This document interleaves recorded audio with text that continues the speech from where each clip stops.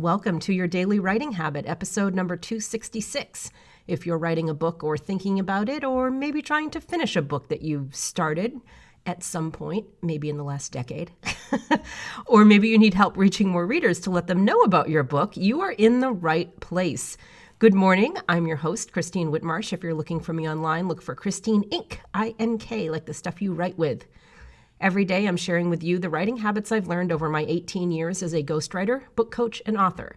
I have found that three things in particular have a huge impact on your success as an author, and they can turn someone who doesn't even see themselves as a writer into a published author.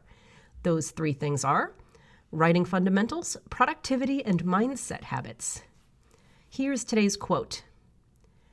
Employ your time in improving yourself by other men's writings, so that you shall come easily by what others have labored hard for.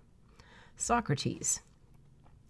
And speaking of, one of the most important tools, I believe, in a writer's toolbox is reading. It is actually one of my non-negotiable daily habits. You guys know I'm very much into habits. They kind of transformed my 2019 in remarkable ways, but we'll save that for another show. But I really am into habits, and one of, like I said, my non-negotiable ones is reading. I read every night before I go to bed. And this is also nice because it's a reason to get away from technology and, all the brain-stimulating blue lights and all the things. So reading, because I read paper books, allows my brain to wind down. And I generally have a fiction and a nonfiction book going at the same time, which gives me options, based on what I'm in the mood for. So as a writer, though, specifically as a writer, as an author, what do I get out of reading? And I've identified a few things. Number one, it expands my language by immersing me in the language of another author. Now, I find that the less time that I spend exploring language, the more likely my own language is to begin narrowing.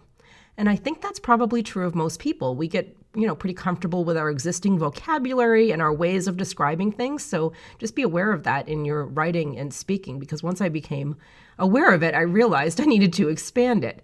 So reading works by other authors helps prevent that narrowing of our kind of like language comfort zone, so to speak. So that's the first thing that as a writer, I get out of reading books. Number two, it inspires me to write more figuratively than literally, employing tools such as metaphors and analogies to bring my writing to life.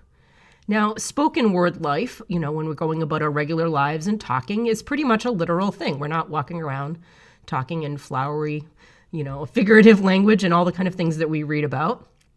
But as an author, figurative language is one of the things that separates the written word from the spoken one. And let me say that again.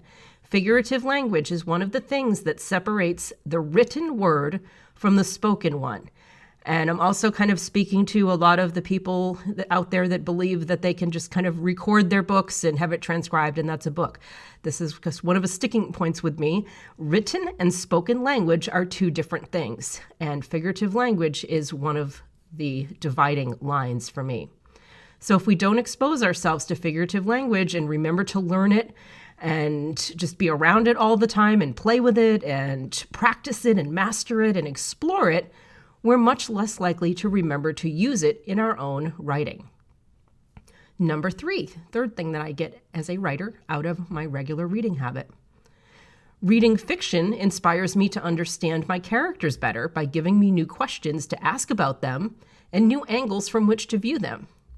And on the other side, reading nonfiction gives me new ideas for structuring and delivering concepts, especially high-level ones like some of my authors come up with. Especially in recent years, I have some really, really smarty-pants authors that are coming up with some great world-shifting, paradigm-shifting ideas. So the more nonfiction I read, especially higher level, but in general, the more nonfiction books I read, the more well-versed I can become in how to structure and deliver concepts in a very digestible way for the audience. And, to make their books interesting. So smart, but also interesting and compelling. And of course, reading nonfiction books educates me about the topics at hand, the thing that the book is actually about, making me smarter and more well-informed and well-rounded. And these are, of course, all good things for a writer to be. So those are the key things that as a writer I get out of my regular reading habit, and I hope you do as well. So to inspire you to read more and ideally put a daily reading habit in place, which will support your daily writing habit, of course, I have a pretty fun and also kind of informal idea, but I think it'll be helpful. Let's call it the Your Daily Writing Habit Book Club. But rather than a traditional book club where I name the book we're all going to read each month and then we talk about it at the end of the month, I have a different idea. Like I said, a little more informal. First, I'd like to invite you to join my Ink Authors group on Facebook, INK Authors, if you're not already there, and let us know what you're reading whenever you start a book. So if you're reading something now, let us know about it. If you're about to start a book, let us know about it.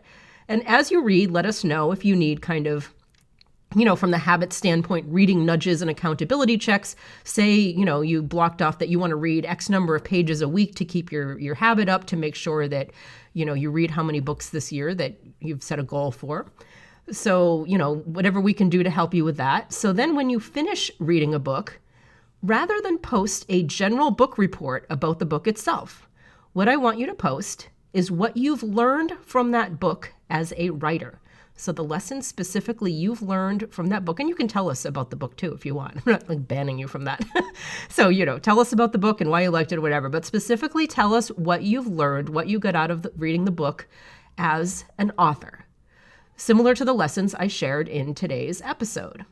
And also, if you're looking for book recommendations, Ink Authors is the perfect place to ask people because writers are usually the most voracious readers on the planet. So we've got your back in terms of book recommendations. Let us know what kind of books you like to read, and I'm sure we'll be able to help you out. So this all happens again in the Ink, INK, Authors group on Facebook, the very experimental, very informal, hopefully helpful Your Daily Writing Habit Book Club. And let's see how this works out. So thank you for joining me here, as always, on Your Daily Writing Habit, where I'm helping you write and finish writing an awesome book. And if you know someone else who wants to do the same, please let them know about this show. I would appreciate it. Thank you, and until tomorrow, happy writing.